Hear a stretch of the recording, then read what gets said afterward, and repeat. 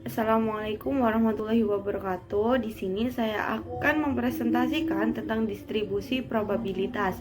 Tapi sebelum itu, izinkan saya memperkenalkan diri saya dan kelompok saya. Saya Chaira Fajar Ramadhani dengan 3 digit NIM terakhir yaitu 066, dan anggota kelompok saya yang pertama ada Yosia Irwana Friendly Simaremare, yang kedua ada Muhammad Naufal Wibowo, yang ketiga ada Melani Kirana Sari, dan yang keempat ada Lailia Dwi Safitri, dan yang kelima ada Iftita Rohmatus Solihah. Selanjutnya ada tujuan pembelajaran dari bab 6. Yang pertama, menjelaskan istilah distribusi probabilitas dan variabel acak, membedakan antara distribusi probabilitas diskrit dan kontinu, menghitung rata-rata, varians, dan simpangan baku dari distribusi probabilitas diskrit, menjelaskan karakteristik dan menghitung probabilitas menggunakan distribusi probabilitas binomial, menjelaskan karakteristik dan menghitung probabilitas menggunakan distribusi probabilitas hipergeometrik, menjelaskan karakteristik dan menghitung probabilitas menggunakan distribusi probabilitas Poisson. Apa itu distribusi probabilitas? Distribusi probabilitas adalah daftar semua kemungkinan hasil dari suatu percobaan dan probabilitas yang terkait dengan setiap hasil. Percobaan melempar sebuah koin sebanyak 3 kali dan mengamati jumlah sisi kepala yang muncul. Hasil yang mungkin adalah 0 kepala, 1 kepala, 2 kepala, dan 3 kepala. Apa distribusi probabilitas untuk jumlah sisi kepala? Di sini sudah ada tabel hasil dari percobaan sebuah koin sebanyak 3 kali. Selanjutnya di sini ada perhitungan tentang distribusi probabilitas dari jumlah sisi kepala yang muncul dalam 3 kali lemparan koin. Yang pertama, jika jumlah kepala koin 0, maka hasil probabilitasnya yaitu 1/8 sama dengan 0,125. Jika jumlah kepalanya 1, maka hasil probabilitasnya 3/8 sama dengan 0,375. Selanjutnya, jika jumlah kepalanya 2, maka hasil dari probabilitasnya yaitu 3/8 sama dengan 0,375. Dan jika jumlah kepalanya 3, maka hasil probabilitasnya yaitu 1/8 sama dengan 0,1125. Jadi total keseluruhan dari jumlah kepala dan hasil probabilitas adalah 1. Dan di sini ada diagram batang dari hasil percobaan tersebut. Selanjutnya ada karakteristik distribusi probabilitas. Yang pertama, probabilitas dari suatu hasil tertentu berada di antara 0 dan 1, termasuk 0 dan 1. Hasil-hasil percobaan saling eksklusif atau tidak dapat terjadi secara bersamaan. Daftar tersebut bersifat lengkap sehingga jumlah probabilitas dari berbagai peristiwa sama dengan 1. Selanjutnya ada variabel acak. Variabel acak atau biasa disebut dengan random variable, yaitu suatu besaran yang dihasilkan dari sebuah percobaan yang secara kebetulan dapat memiliki nilai yang berbeda-beda, seperti di bawah ini. Perkenalkan, nama saya Muhammad Naufal Wibowo. NIM saya 25080894269. Di sini saya akan menjelaskan tentang jenis variabel acak. Secara umum, variabel acak dibagi menjadi 2 jenis. Yang pertama adalah variabel acak diskrit. Variabel ini hanya dapat memiliki nilai-nilai tertentu yang terpisah dengan jelas, misalnya hasil pelemparan dadu atau jumlah anak dalam sebuah keluarga. Nilainya tidak bisa berupa pecahan, melainkan angka yang dapat dihitung.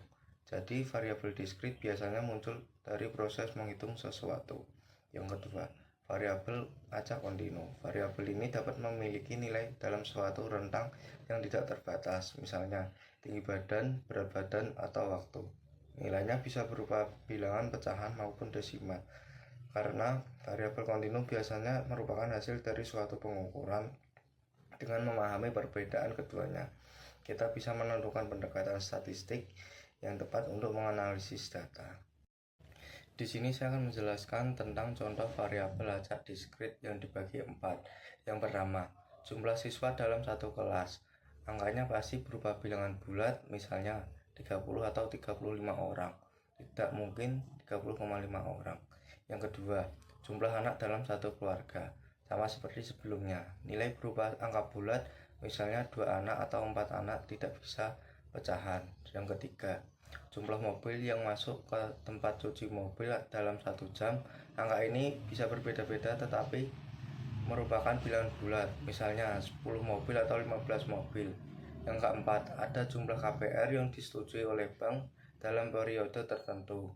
Misalnya dalam 1 minggu hasilnya juga berupa angka bulat, tidak mungkin bernilai pecahan.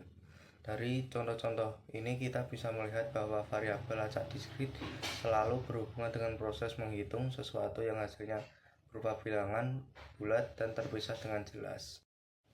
Kalau tadi kita sudah membahas variabel acak diskrit, sekarang kita beralih ke variabel acak kontinu dengan beberapa contohnya. Yang pertama, jarak tempuh siswa ke kelas nilainya bisa sangat bervariasi, misalnya 1,5 km, 1,75 km, dan seterusnya. Yang kedua, waktu tempuh seorang eksekutif untuk berkendara ke tempat kerja. Waktunya tidak bisa hanya dalam bilangan bulat, tapi bisa berupa pecahan seperti 25,3 menit atau 25,8 menit. Contohnya berikut adalah lamanya tidur siang. Seseorang bisa tidur selama 30 menit, 45,5 menit, atau bahkan 1 jam 12 menit. Dan terakhir, lamanya panggilan telepon tertentu, waktunya bisa 2 menit, 2,35 menit, atau 5,8 menit, yang artinya tidak terbatas pada angka bulat saja. Dari contoh-contoh ini terlihat jelas bahwa variabel acak kontinu selalu berkaitan dengan pengukuran dan nilainya bisa berupa pecahan atau desimal dalam suatu rentang tertentu. Selanjutnya kita masuk ke pembahasan mengenai fitur distribusi diskrit. Distribusi probabilitas diskrit memiliki beberapa ciri utama. Yang pertama, jumlah probabilitas dari seluruh kemungkinan hasil harus sama dengan 1. Artinya, jika semua hasil dijumlahkan pasti mencakup seluruh ruang sampel. Yang kedua, probabilitas setiap hasil berada di antara 0 dan 1. Tidak mungkin ada probabilitas yang bernilai negatif atau lebih dari 1. Yang ketiga, hasil-hasil tersebut bersifat saling eksklusif, artinya satu hasil tidak bisa terjadi bersamaan dengan hasil lain.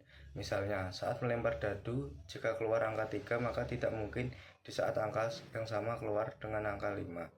Jadi, distribusi diskrit membantu kita memahami bagaimana peluang setiap kemungkinan hasil dapat dianalisis secara sistematis. Pada slide ini kita menjelaskan tentang rata-rata distribusi probabilitas. Rata-rata atau mean merupakan nilai yang paling umum digunakan untuk merepresentasikan lokasi sentral dari suatu distribusi probabilitas. Dengan kata lain, rata-rata membantu kita mengetahui nilai tipikal atau nilai pusat dari sekumpulan data acak. Dalam konteks distribusi probabilitas, rata-rata ini juga disebut sebagai nilai harapan atau expect value.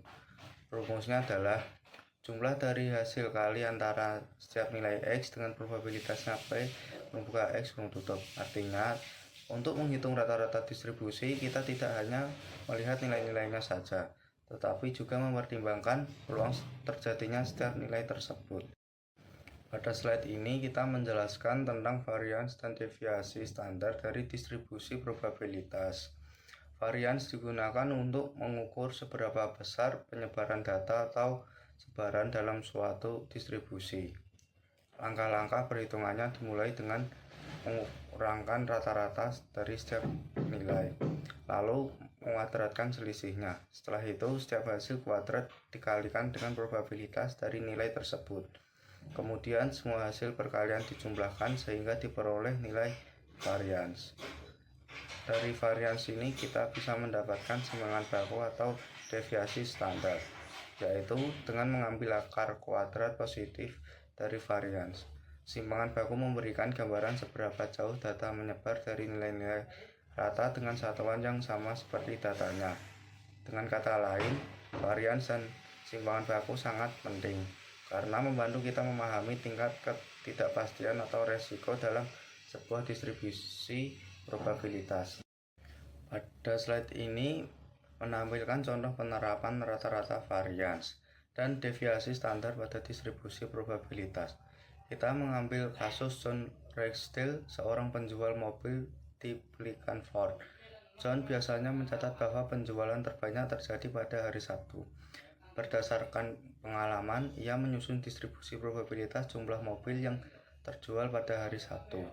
Tabel di samping menunjukkan kemungkinan jumlah mobil yang terjual mulai dari 0 hingga 4 unit, beserta probabilitas masing-masing. Misalnya, peluang tidak ada mobil terjual adalah 0,10 atau 10%, sedangkan peluang menjual 2 mobil adalah 0,30 atau 30%. Dari tabel ini kita dapat menghitung rata-rata penjualan yang diharapkan serta menghitung varians dan disampingan baku untuk mengetahui beberapa besar penyebaran data penjualan tersebut. Dengan begitu, John bisa memperkirakan penjualan Sabtu berikutnya dengan lebih akurat. Baik, saya Iftita Rohmatus Soliha dengan NIM 25080694078. Di sini saya akan melanjutkan penjelasan dari rekan saya.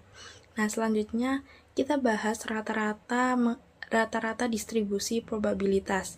Nah, kita masukkan ke dalam rumusnya, yang dimana sigma dari X dikali dengan probabilitas. Nah, X sendiri merupakan jumlah mobil yang terjual, yaitu kita masukkan 0 dikali dengan 0,10 ditambah dengan 1 dikali 0,20 ditambah 2 dikali 0,30 ditambah 3 dikali 30 ditambah 4 dikali 10 yang menghasilkan 2,1. Nah, selanjutnya pada slide ini kita melihat contoh perhitungan varians dan standar deviasi dari distribusi probabilitas. Kita mulai dengan variabel acak X, yaitu jumlah mobil yang terjual dengan masing-masing probabilitasnya. Dari tabel kita menghitung rata-rata atau mean, kemudian mencari deviasi dari tiap nilai X terhadap mean, lalu mengkuadratkan deviasi tersebut. Setelah itu kita kalikan dengan probabilitasnya. Hasil akhirnya kita dapatkan varian sebesar 1,290. Dengan demikian, standar deviasinya adalah akar dari 1,290. Nah, selanjutnya kita bahas distribusi probabilitas binomal. Distribusi probabilitas binomal memiliki beberapa karakteristik penting. Yang pertama, hanya ada 2 kemungkinan hasil dalam suatu percobaan, yaitu sukses atau gagal. Dan yang kedua, hasilnya saling eksklusif, yang artinya hanya salah satu yang terjadi. Dan yang ketiga, variabel acaknya adalah jumlah dari keberhasilan.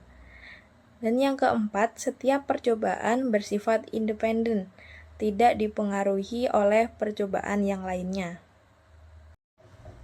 Nah, selanjutnya ini adalah rumus dari probabilitas binomal, di mana C adalah kombinasi, N adalah jumlah percobaan, X adalah jumlah keberhasilan, dan P adalah probabilitas keberhasilan pada tiap percobaan. Nah, selanjutnya kita masuk ke dalam contoh probabilitas binomal.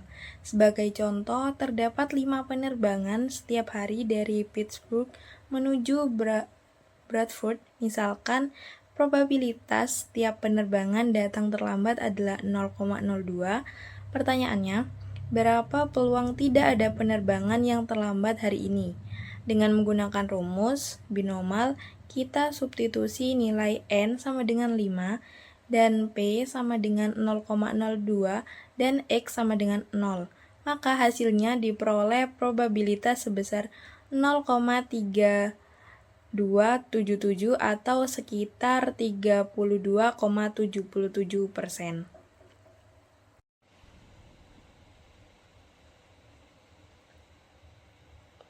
Nah, selanjutnya probabilitas binomal menggunakan Excel. Yang pertama kita masukkan data jumlah mobil yang terjual, dan data probabilitasnya. Lalu kita pilih menu Insert, kolom chart atau bar chart, dan kita masukkan datanya, maka grafik distribusi probabilitas binomal tersebut akan muncul seperti pada gambar tersebut. Nah, pada tabel Excel di slide ini, kita bisa melihat bahwa distribusi probabilitas penerbangan yang terlambat mulai dari 0 hingga 5 penerbangan. Hasil divisualisasikan dalam grafik batang yang menunjukkan bahwa probabilitas paling tinggi berada pada 0 dan 1 penerbangan terlambat. Nah, selanjutnya untuk distribusi binomal, kita juga dapat menghitung nilai rata-rata dan variansnya.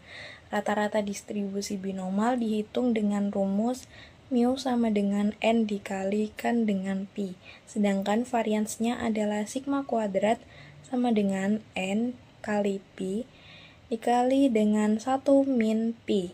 Dengan rumus ini, kita bisa menghitung gambaran umum dari data binomal tanpa menghitung tiap probabilitas satu persatu.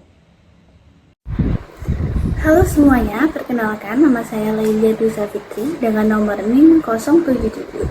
Pada kesempatan kali ini, saya akan melanjutkan presentasi teman saya mengenai distribusi binomial, rata-rata, dan varian mengenai contohnya. Nah, di sini bisa kita lihat, untuk contoh mengenai jumlah penerbangan yang terlambat, kita harus mengingat bahwa Pi sama dengan 0,20 dan N sama dengan 5. Kita disuruh menghitung berapakah rata-rata jumlah penerbangan yang terlambat dan juga berapakah varian dari jumlah penerbangan yang terlambat. Pertama, kita hitung rata-ratanya terlebih dahulu. Di sini rumusnya yaitu mu sama dengan N kali Pi. Sini N-nya sama dengan 5 dan Pi-nya 0,20. 5 dikali 0,20 hasilnya yaitu 1. Berarti rata-rata penerbangan ada yang terlambat yaitu 1. Selanjutnya kita akan menghitung variansnya dengan menggunakan rumus sigma kuadrat sama dengan N kali Pi dalam kurung 1 dikurangi Pi. Nah, di sini N-nya sama dengan 5, kita tulis 5, kemudian Pi-nya 0,20, kemudian 1 dikurangi Pi yaitu 0,20. 5 dikali 0,20, 1 dikurangi 0,20 yaitu 0,80. 5 dikali 0,20 dikali 0,80 hasilnya yaitu 0,8. Jadi, jumlah penerbangan yang terlambat itu bisa berbeda-beda, tetapi penyebarannya itu tetap sekitar 0,8. Selanjutnya, kita akan mempelajari mengenai distribusi binomial, rata-rata, dan varians menggunakan solusi lain atau menggunakan tabel. Nah, di sini terdapat tabel perhitungan penerbangan tadi, di mana di sini ada X di kolom sebelah kiri yang menjadi nomor keterlambatan penerbangan. Ada 0 sampai 5. Kemudian kita menghitung PX. Di sini kita mendapatkan bahwa 0 itu kita mendapatkan peluangnya itu 0,3277 dan seterusnya. Kemudian di sini ada XP dalam kurung atau dikali dengan X. Nah, itu kita menghitung X 0 dikali 0,3277 itu hasilnya 0,0000, sudah jelas karena dikalikan dengan 0. Kemudian di sini 1 dikali 0,4096 hasilnya sama 0,4096. Selanjutnya di sini ada 2 dikali 0,2048 hasilnya yaitu 0,4096 dan seterusnya, sehingga mu itu sama dengan 1000. Kemudian selanjutnya ada X dikurangi mu hasilnya yaitu min 1, kemudian 0 dan seterusnya sampai yang terakhir itu X nya 5 dikurangi dengan mu nya 1000 itu hasilnya 4. Kemudian selanjutnya itu ada X dikurangi mu, kemudian dikuadratkan, itu ada hasilnya misalnya 5 dikurangi mu itu 4, kemudian dikuadratkan hasilnya yaitu 16. Selanjutnya yang terakhir, kolom paling kanan itu X dikurangi mu dikuadratkan, kemudian P dikalikan dengan X.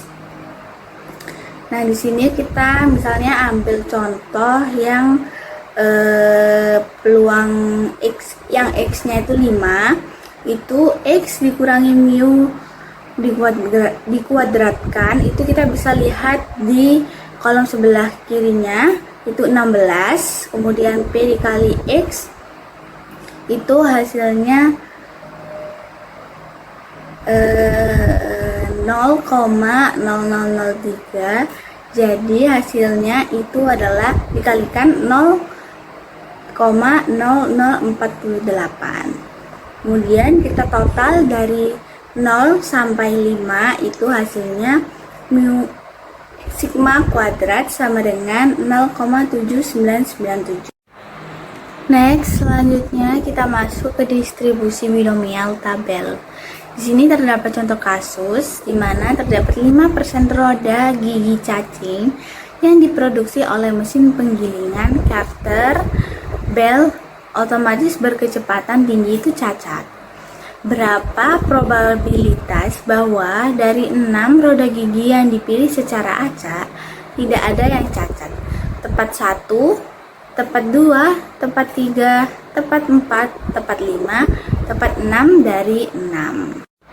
Next, kita masukkan ke dalam tabel. Di tabel tersebut, N itu sama dengan 6 dan P itu sama dengan 0,05. Nah, di sini kita bisa tahu dalam tabel tersebut kalau P, X-nya itu sama dengan 0, maka hasilnya itu adalah 0,735. Sehingga peluang tidak ada yang cacat itu sama dengan 73,5%. Nah, kalau P, X sama dengan 1, itu hasilnya itu 0,232. Sehingga peluang tepat satu cacat itu sama dengan 23,2%. Apabila P itu X sama dengan 2, hasilnya yaitu 0,031, sehingga peluang tepat 2 cacat itu sama dengan 3,1%. Nah, kemudian kalau P X itu sama dengan 3, maka hasilnya itu 0,002, sehingga peluang tepat 3 cacat itu sama dengan 0,2%. Selanjutnya P, X itu sama dengan 4, hasilnya itu 0,000, sehingga peluang cacatnya itu tepat 4 cacat itu 0%, sangat kecil sekali. Dan P, X-nya sama dengan 5, P, X sama dengan 6, sama juga hasilnya itu tepat 5 cacat dan tepat 6 cacat itu sama dengan 0%. Kemungkinan itu sangat kecil sekali. Karena peluang cacatnya hanya 5%, kalau kita ambil 6 roda gigi, kemungkinan besar tidak ada yang cacat itu sama dengan 73,5%, atau hanya satu yang cacat itu 23,2%, dan kemungkinan ada 2 cacatnya itu sangat kecil 3,1%, dan untuk 3 atau lebih itu hampir 0, seperti itu. Hingga melalui distribusi binomial ini kita dapat melihat seberapa sering kejadian atau kasus tersebut bisa terjadi. Nah, selanjutnya kita akan mempelajari distribusi binomial menggunakan Megastat. Nah, Megastat ini bisa menjadi Microsoft yang ada di Excel untuk menghitung statistik, sehingga kita tidak perlu menghitung distribusi binomial secara manual. Contohnya, pada kasus ini, seperti kasus sebelumnya, terdapat 5% roda gigi cacing yang diproduksi oleh mesin penggilingan Carter Bell otomatis berkecepatan tinggi cacat. Berapa probabilitas bahwa dari 6 roda gigi yang dipilih secara acak tidak ada yang cacat? Tepat 1, tepat 2, tepat 3, tepat 4, tepat 5, dan tepat 6 dari 6.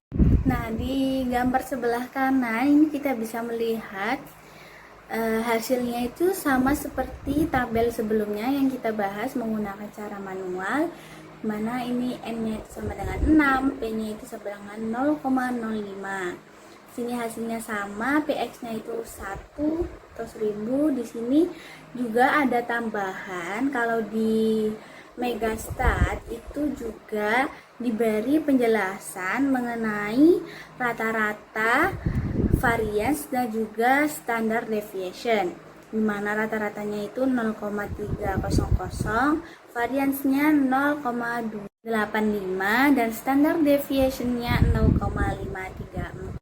Seperti hasil yang tadi, kita bisa melihat di sini bahwa peluang tidak ada yang cacat itu 73,5%, dan peluang 1 yang cacat itu 23,2%, dan peluang 2 sampai 6 tidak cacat itu peluangnya sangat kecil, dan hampir sampai yang 5 dan 6 itu 0%.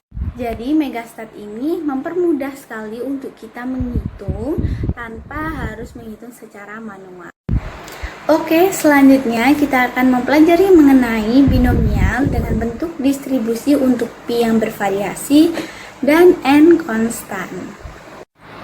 Grafik tersebut menjelaskan bentuk distribusi binomial apabila jumlah percobaan atau N tetap sama, tetapi peluang kesuksesan atau P itu berbeda-beda.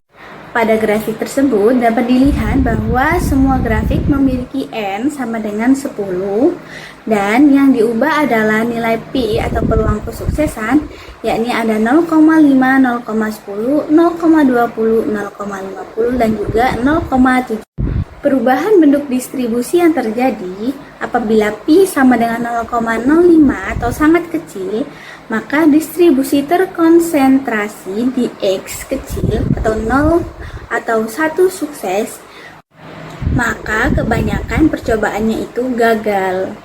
Apabila Pi sama dengan 0,10, maka distribusinya itu masih condong ke kiri, tetapi mulai melebar ke X sama dengan 1-2. Selanjutnya, apabila Pi sama dengan 0,20, maka distribusi lebih seimbang atau rata-rata sukses sekitar 2. Dan apabila Pi sama dengan 0,50, distribusi jadi paling simetris, rata-rata suksesnya yaitu 5.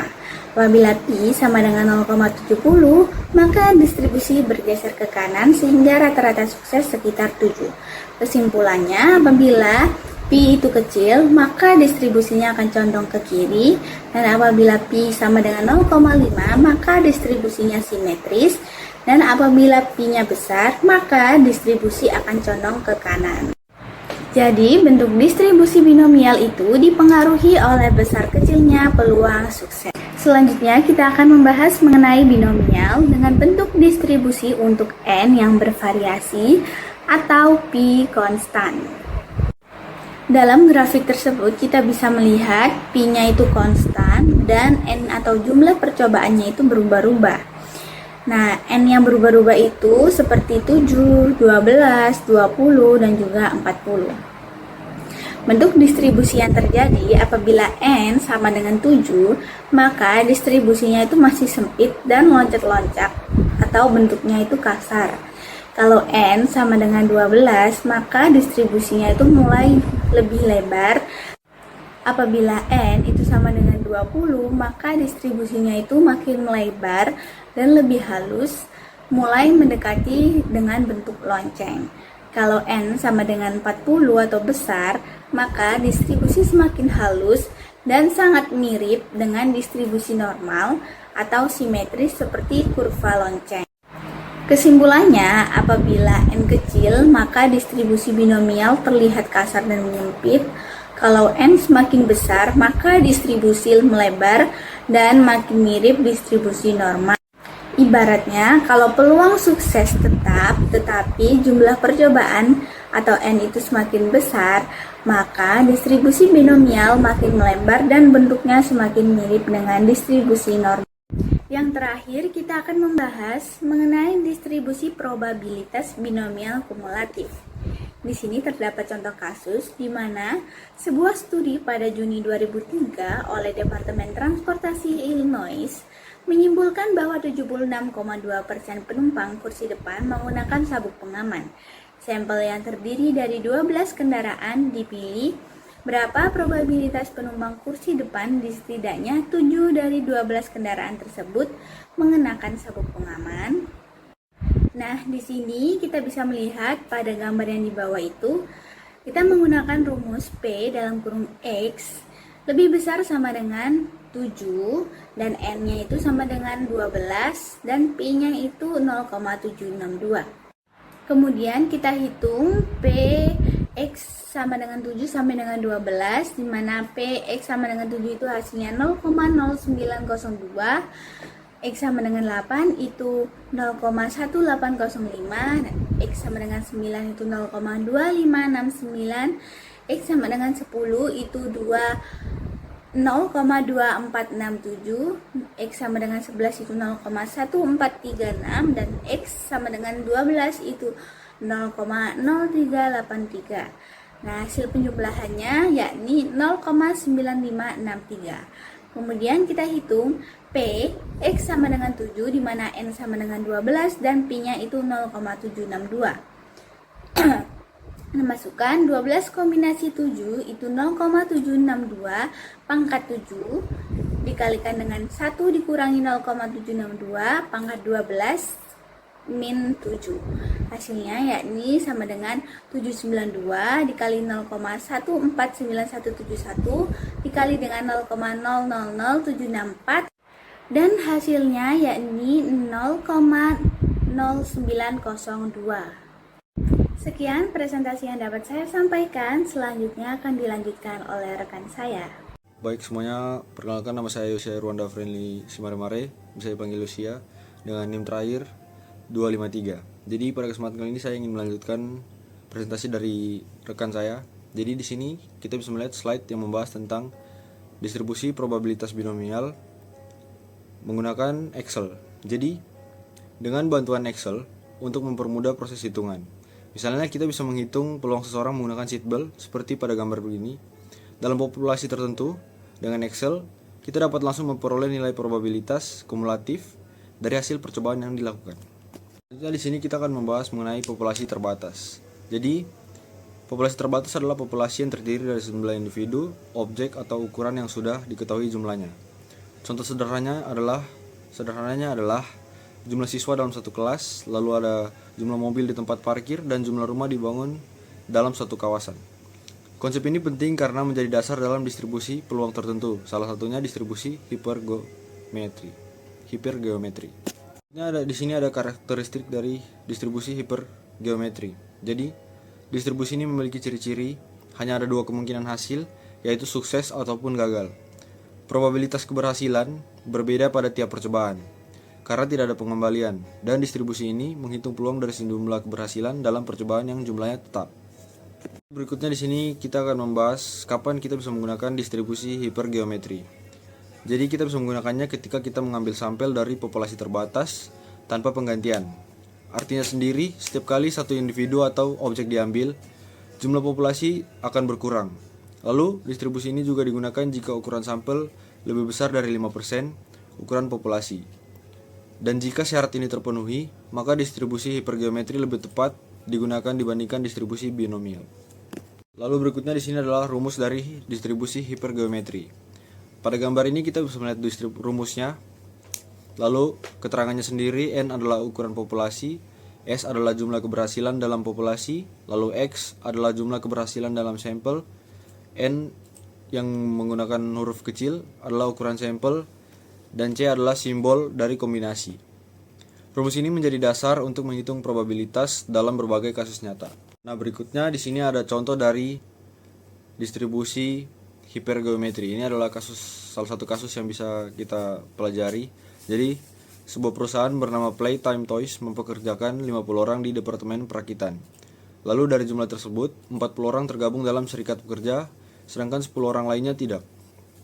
Jadi manajemen memilih 5 orang secara acak untuk membentuk komite. Pertanyaannya sendiri, berapa probabilitas 4 dari 5 orang yang terpilih tersebut merupakan anggota serikat pekerja? Lalu kasus ini tepat menggunakan distribusi hipergeometri karena sampel diambil tanpa penggantian dari populasi terbatas. Lalu di sini berikutnya adalah penyelesaian dari contoh kasus yang ada pada slide sebelumnya. Untuk menghitungnya kita gunakan rumus distribusi hipergeometri yang ada pada gambar sebelumnya. N sama dengan 50 yaitu jumlah karyawan, jumlah totalnya, yaitu N yang menggunakan huruf kapital, lalu S sama dengan 40 yaitu jumlah karyawan anggota serikat, lalu N yang menggunakan huruf kecil adalah jumlah karyawan yang dipilih, dan X yaitu 4 merupakan jumlah karyawan anggota serikat yang kita harapkan terpilih. Dengan substitusi ke rumus, hasil perhitungan menunjukkan probabilitas sebesar 0,431 atau bisa kita sebut 43,1%. Artinya sendiri, peluang 4 dari 5 karyawan yang terpilih merupakan anggota serikat cukup tinggi, yaitu hampir setengahnya dari jumlah anggota serikat. Izinkan saya untuk melanjutkan penjelasan dari teman saya, namun sebelum itu perkenalkan saya Melani Kiranasari dengan NIM 35080694032. Nah, pada slide ini kita membahas distribusi hipergeometrik dengan menggunakan Excel. Distribusi hipergeometrik digunakan untuk menghitung probabilitas terjadinya sejumlah keberhasilan tertentu dalam sampel yang diambil tanpa pengambilan dari suatu populasi terbatas. Di layar, kita dapat melihat tabel hasil perhitungan probabilitas dengan Excel. Misalnya, pada kolom Union Members ditunjukkan jumlah keberhasilan yang diamati. Sedangkan pada kolom Probability ditampilkan nilai peluang yang berkesesuaian.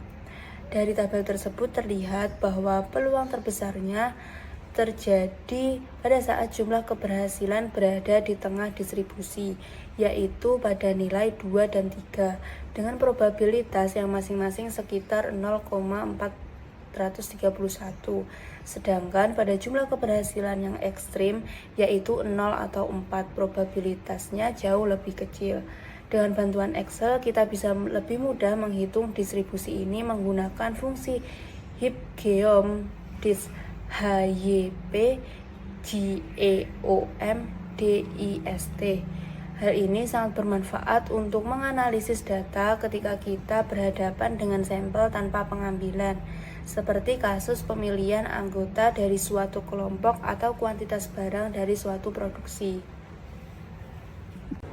Selanjutnya kita membahas distribusi probabilitas Poisson, yaitu distribusi yang digunakan untuk menggambarkan frekuensi terjadinya suatu peristiwa dalam interval tertentu. Interval yang dimaksud bisa berupa waktu, jarak, luas, atau volume.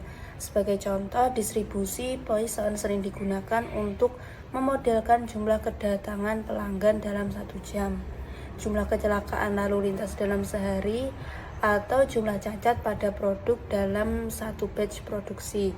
Distribusi ini memiliki 2 asumsi penting. Pertama, probabilitas terjadinya peristiwa berbanding lurus dengan panjang interval. Artinya, semakin panjang interval yang diamati, semakin besar peluang peristiwa terjadi. Kedua, setiap interval dianggap bersifat independen, sehingga kejadian pada satu interval tidak mempengaruhi interval lainnya. Dengan memahami asumsi dan karakteristik ini, distribusi Poisson dapat menjadi alat yang efektif untuk menganalisis peristiwa-peristiwa langka, namun bisa terjadi berulang dalam jangka waktu atau ruang tertentu. Selanjutnya, slide ini menjelaskan distribusi Poisson secara matematis dengan rumus probabilitas Poisson sebagai berikut, yaitu P untuk X sama dengan mu pangkat X bilangan natural pangkat min mu per X faktorial.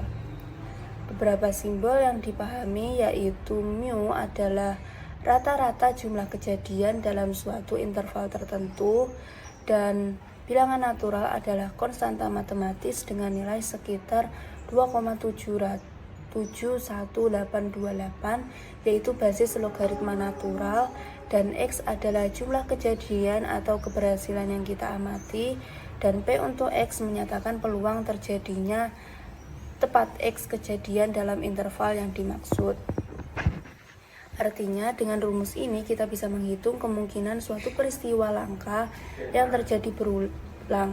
Misalnya, berupa peluang ada 3 pelanggan datang ke toko dalam waktu 10 menit, atau berapa peluang ada 2 kecelakaan terjadi dalam 1 hari.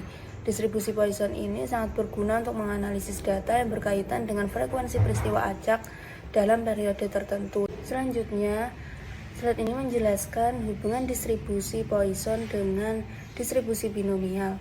Pada dasarnya, distribusi Poisson bisa dianggap sebagai kasus khusus dari distribusi binomial ketika jumlah percobaan sangat besar tetapi peluang keberhasilan sangat kecil.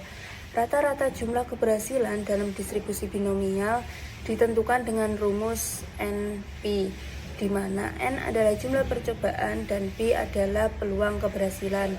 Nilai rata-rata yaitu NP menjadi parameter utama dalam distribusi Poisson yang kita sebut dengan mu. Menariknya, selain rata-rata, varian distribusi Poisson juga sama dengan NP. Jadi, pada distribusi Poisson ini, nilai mean dan varian selalu identik. Hal ini membuat Poisson sangat cocok digunakan untuk peristiwa langka dalam jumlah percobaan yang besar, seperti jumlah email spam yang diterima dalam sehari atau jumlah kecelakaan dalam sebuah kota per bulan. Pada slide ini ditampilkan contoh penerapan distribusi Poisson dalam kasus nyata. Misalnya, kita menganalisis data dari Northwest Airlines terkait bagasi yang hilang. Dari sampel 1000 penerbangan tercatat ada 300 bagasi yang hilang. Itu berarti rata-rata jumlah bagasi hilang per penerbangan adalah 0,3 atau mu 0,3. Pertanyaannya adalah berapakah probabilitas tidak ada bagasi yang hilang dalam satu penerbangan? Menggunakan rumus distribusi Poisson, kita substitusikan nilainya, yaitu mu sama dengan 0,3, x sama dengan 0, dan bilangan natural yaitu 2,71828.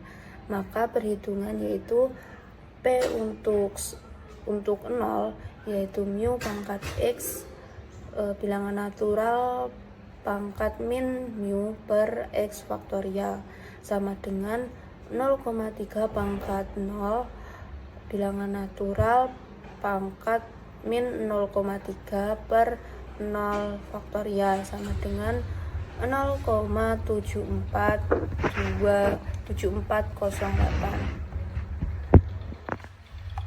Contoh ini menunjukkan bagaimana distribusi Poisson membantu kita memperkirakan peluang peristiwa jarang terjadi seperti kehilangan bagasi, kerusakan barang, atau gangguan layanan. Selanjutnya membahas distribusi probabilitas Poisson menggunakan tabel. Contohnya adalah kasus kehilangan bagasi pada penerbangan Northwest Airlines. Dari sampel 1000 penerbangan tercatat 300 tas hilang. Itu berarti rata-rata jumlah tas hilang per penerbangan adalah 0,3. Jika diasumsikan jumlah tas hilang mengikuti distribusi Poisson dengan rata-rata 0,3, maka kita bisa menghitung probabilitas berbagai kemungkinan. Misalnya peluang tidak ada tas yang hilang dalam suatu penerbangan. Untuk menghitungnya kita menggunakan tabel distribusi Poisson. Pada tabel dengan nilai rata-rata 0,3 sebagai mu, dapat dilihat bahwa probabilitas X sama dengan 0 adalah sekitar 0,7408. Artinya ada peluang sekitar 74,08% tidak terjadi kehilangan tas dalam satu penerbangan. Dari contoh ini kita bisa memahami bagaimana distribusi Poisson digunakan untuk memodelkan peristiwa langka atau jarang terjadi, seperti kehilangan bagasi, kecelakaan kerja, atau jumlah pelanggan yang datang dalam waktu tertentu. Mungkin cukup sekian penjelasan dari kelompok 4 dalam membahas materi statistika minggu ini. Jika ada kurang lebihnya mohon maaf. Sekian dan terima kasih.